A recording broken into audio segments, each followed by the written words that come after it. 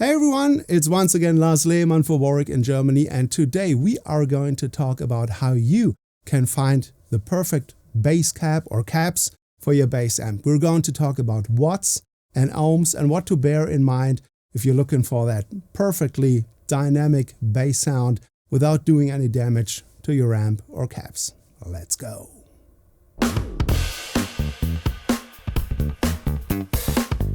As you can see, I'm surrounded here by all these beautiful bass amps and cabs by Warwick, but what I'm about to pass on to you also applies to any other brand out there.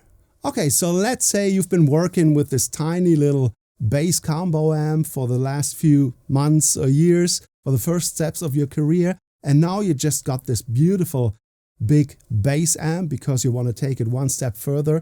And you're kind of uncertain, like, should I get a 4x10? Should I get a 2x10? Should I get a 115 cab? What about the wattage? What about the ohms? Where do I go from here? That's exactly what we're going to cover here. Right, so the power rating of your bass amp is being measured in watts, okay? And you always want to look for the RMS, right? Which is the continuous power, not the peak power, but the continuous power that your bass amp is capable of delivering. Now, obviously, there's different bass amps for different purposes, right? So you have your small practice amps, which usually come in at about 50 to 200 watts of power, right? For rehearsals and practicing in your living room. Then you have the gigging bass amps, delivering something like 300 to 800 watts of power, RMS. And then you have the powerhouses delivering 900 watts or even more, up to say 2000 watts of power for like festival gigs and stuff like that. So the next thing we need to talk about is impedance. What is impedance? Well, it's actually the electrical resistance of a device, such as a speaker cabinet. Most bass amps will support an impedance of 4 and 8 ohms, and some of them will even go down to 2 ohms. You always want to make sure to check your user manual for the exact specifications. So if your user manual says this amp is capable of delivering 1000 watts of power to a 4 ohm cab, this means the full power of 1000 watts will only be delivered to a 4 ohm cab. However, if you have an 8 ohm cab, the amp is only capable of delivering something like 600 watts of power to the cab. However, you always want to keep in mind the minimum load of your amp. So if your amp has a minimum load of 4 ohms, do not go lower than that, because chances are you will be doing some serious damage to your amp. Okay, so let's say you're 100% certain you want to use one cab only, right? In that case, you want to go for a cab that has a power handling that is at least the same as the power rating of the amp. So if you have a 100 watt amp, you want to go with at least a cab that has a power handling of 100 watts. If it's a little above that, it doesn't really matter, but you don't want to go lower than that. Also, if your bass amp has a minimum load of 4 ohms, you definitely want to stick with those 4 ohms. Because if you go with a cab that's like 8 ohms, the impedance would be much higher, and that would cut down the power of the bass amp to something like 60 ohms. You definitely don't want that. Now, using 2 cabs with 1 amp is where things get a little complicated, but also very interesting. And there's actually a formula for the usage of 2 cabs, which is this.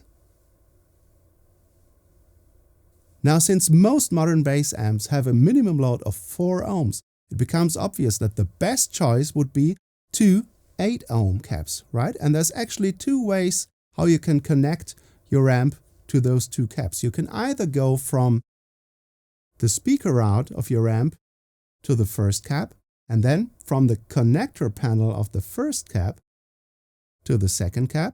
Or if your amp has 2 speaker outs, you want to use those, right? So speaker out 1 to cab 1, speaker out 2 to cab 2. And if you follow that formula, it becomes very obvious that combining a cab of 8 ohms and a cab of 4 ohms doesn't really make sense, because you'll end up having a total ohm load of 2.6666666666 ohms. And also, you will end up having about 2/3 of the power being delivered to the 4 ohm cap. So it's going to be much higher in volume, which doesn't really make sense. All right, next up, let's talk about speaker sizes. So obviously the most popular speakers nowadays are 10-inch speakers, 12-inch speakers, and 15-inch speakers. With the 10-inch speakers being, great for like if you have a lot of attack in your playing with a pick or a slapping, for instance. You have a lot of attack and a great punch because they can act very quickly, right? Then, of course, you have the 12-inch speakers, which are known for delivering great mids, which is great for fretless, for instance. But also, I think they have a great combination of, the fast attack that we talked about from the 10-inch speakers, and also delivering a lot of low end, moving a lot of air, which you will also find, of course, with the 15-inch speakers. So there you have it, 10, 12, and 15. And obviously, if you want to move more air, it makes sense to rather go with a 4x10 than a 2x10. Also, a classic is a combination of, let's say, a 4x10 with a 115, right? Because you have the very fast attack from the 10-inch speakers and the low end, moving a lot of air with the help of the 15-inch speaker. But Lars, what do you mean by moving more air? Well, the thing is, the more speakers / caps you have, the more will the membrane surfaces of the speakers add up, resulting in a bigger and louder bass sound, which is also why it makes sense to go with more than just one cap. Well, guys, I hope this helped. As you can see, this whole subject is not that complicated as long as you keep in mind watts and impedances. There's also a great variety of products for you to choose from. My favorite combination of caps is actually either the 2x10 along with the 115 or the 4x10 with the 115. What's your favorite combinations? Let us know in the comments. We at Warwick have a great variety of products for you to choose from, ranging from little guys like this one here up to these highly professional yet lightweight amps with a lot of power.